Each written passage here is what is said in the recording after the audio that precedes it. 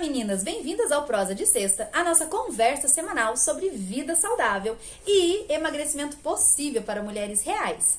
Na semana passada, eu falei sobre o momento presente, sobre você querer desistir do seu treino. Você viu? Pois é, se você não viu, rola um pouquinho os vídeos anteriores, foi feito na semana passada, na sexta-feira. No Prosa de Sexta de hoje, a gente combinou que eu ia falar sobre intensidade. Existem algumas formas de medir a intensidade do seu treino e é sobre isso que eu vou falar hoje, ok? Será que existe um jeito de você saber se o seu treino está realmente sendo intenso? Será que existe um cálculo, uma forma, uma sensação para ter certeza de que aquele treino está valendo a pena? Sim, tem. Eu tenho 3 formas de te mostrar como o seu treino pode ser considerado intenso ou não. E algumas dessas formas são cientificamente comprovadas. Então a gente tem certeza de que o treino tá valendo a pena. De que aquela sensação de morte ou de querer desistir tem sim um resultado no seu emagrecimento.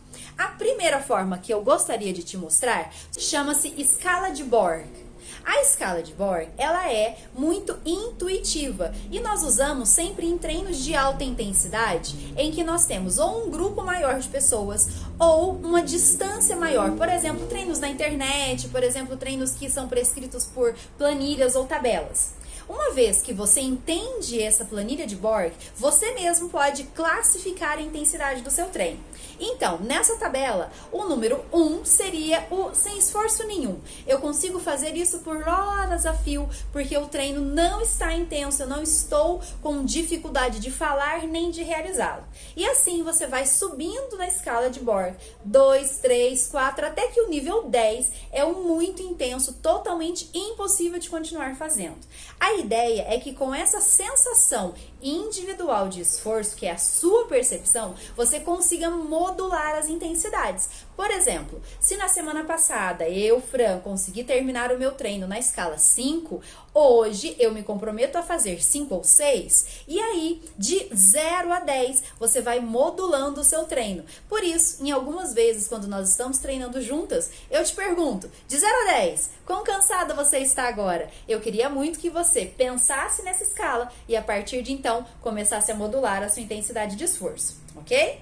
Uma outra forma de medir o seu esforço ou de manipular a sua intensidade é a frequência máxima. E a frequência máxima cardíaca, ela é proveniente de um cálculo que normalmente nós, profissionais da educação física, fazemos. Mas se você tem curiosidade ou quer calcular a sua frequência cardíaca máxima, eu vou te ensinar, porque na verdade ela não é tão complicada assim. Vamos pegar uma fórmula padrão, que é 220 menos a sua idade. No meu caso, 220 menos 35, e aí você coloca a sua idade. O resultado disso é o que vai determinar qual é a conta que nós vamos fazer. Então, no meu caso, o meu número padrão é 185. Essa é o meu máximo de batimentos cardíacos, vamos dizer assim.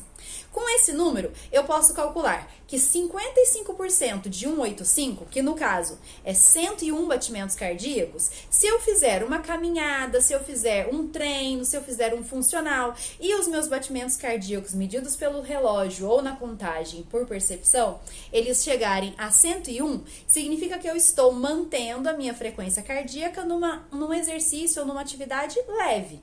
A partir de 60 a 70, ela é considerada moderada.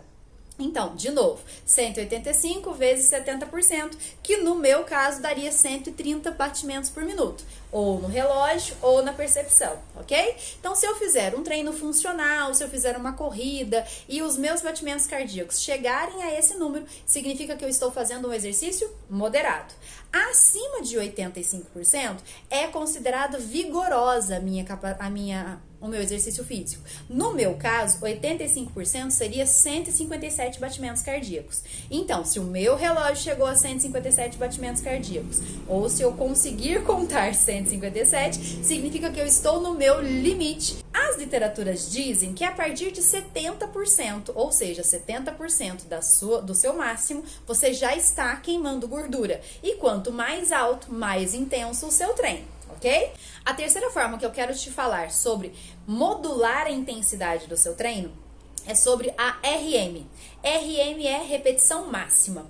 Então, nós profissionais da educação física, e isso é importante que você faça com um profissional, nós vamos aumentar a sua carga, aumentar o seu esforço, aumentar a sua intensidade, até que você só consiga fazer um exercício, uma única repetição, que é a sua repetição máxima, a sua repetição com a sua carga máxima.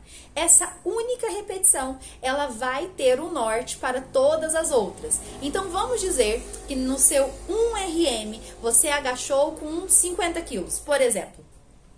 Essa é a sua única repetição, ok? Então, para fazer um treino muito intenso, nós vamos trabalhar com 80% da carga que você fez o seu 1RM.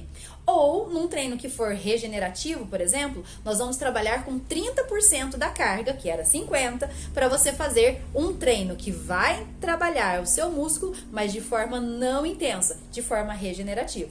Então, essas foram as 3 formas que eu te apresentei hoje. Nós temos a percepção de esforço individual, nós temos a frequência cardíaca máxima e nós temos o RM, que é feito a partir das cargas. Qual dessas você já usou? Ou qual dessas você gostaria de usar? Me conte, e se eu puder te ajudar, tenho certeza que eu vou fazer, tá bem? Na semana que vem, nós vamos falar sobre formas de modular a intensidade, que não são só com peso. Existem formas de modular a intensidade sem aumentar a carga? Sim, existe. Na próxima semana que vem, nós vamos falar sobre isso, tá bom? Um beijo e até semana que vem!